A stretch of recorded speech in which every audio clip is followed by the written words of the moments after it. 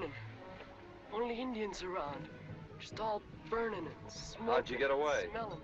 They were burning everything. He's plumb out of his head. Just plain I could see it. It was burning the wagons. People was screaming. I wouldn't do that again. Put that gun down. I said don't do that again. All right, Sonny.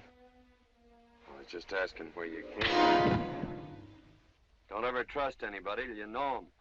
I won't. After this. Thanks for telling me. All right. Now, how'd you get away? Hello there, I'm Bob West, and this is Studio 7, and I've got my Western hat on today. Yes, I do. Why? John Wayne again. I know. You're sick of him, right? I'm not. And since it's my show, you gotta put up with me. No, it's not really that. It's your show. Because if you're watching, we're both exchanging information, and that's what's cool. But mostly I want to talk about a 1948 production called Red River. Why? Because unlike Stagecoach, Red River was 13, 14 years into John Wayne's career, and it pushed the edge of the envelope right to where it should be.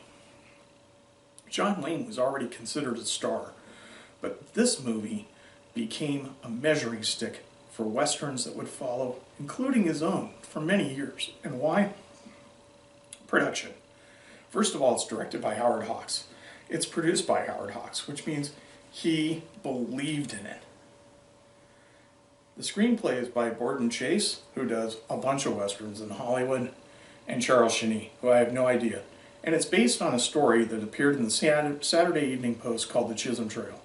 And it tells the story of the first cattle drive on the Chisholm Trail from Texas to Kansas before everybody went to Missouri.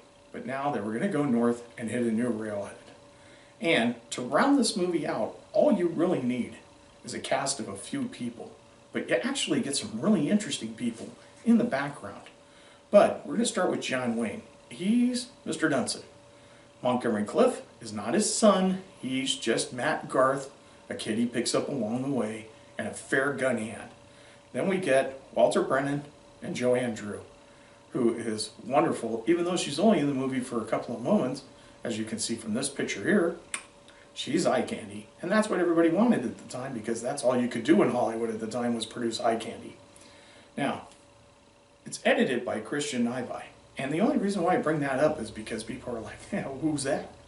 This guy would end up editing almost half of the shows in Hollywood, and his son would edit the other half, starting in the 70s through the 90s.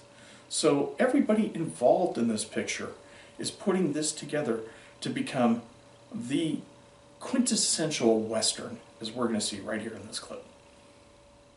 I signed the pledge, sure, but you ain't the man I signed it with. You finished? Yeah. Now you can get your Bible and read over us after you shoot us. I'm gonna hang you.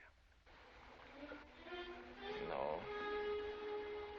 No, you're not. What? You're not going to hang them. Who'll stop me? I will.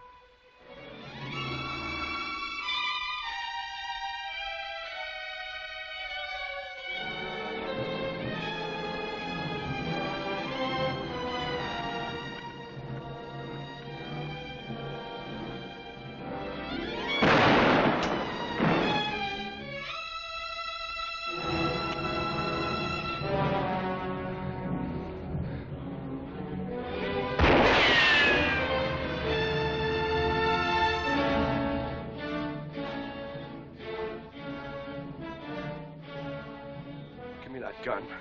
Somebody give me... I'll kill him. Let me go. He was gonna kill me. He was gonna give me a chance. Yeah. I'm loose. Charity, give me that gun.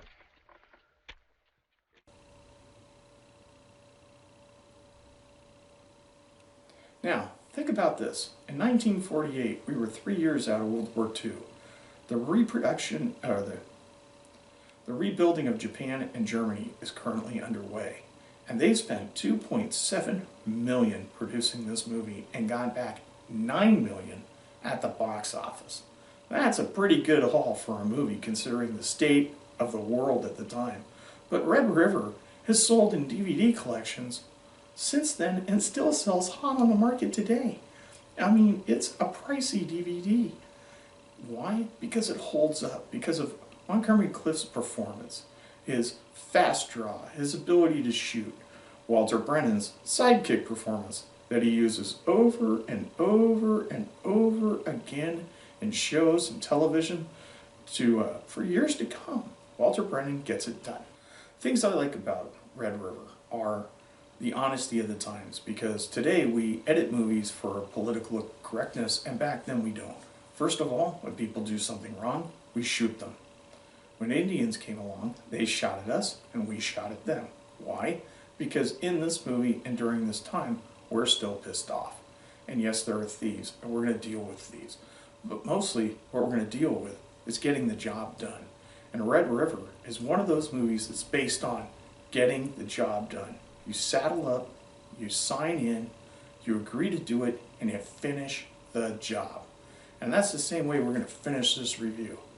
We're not going to tell you a lot about the plot of the movie itself, because you need to find that. You need to get into it. You need to crawl into it and taste it and slurp it up and go, this is awesome.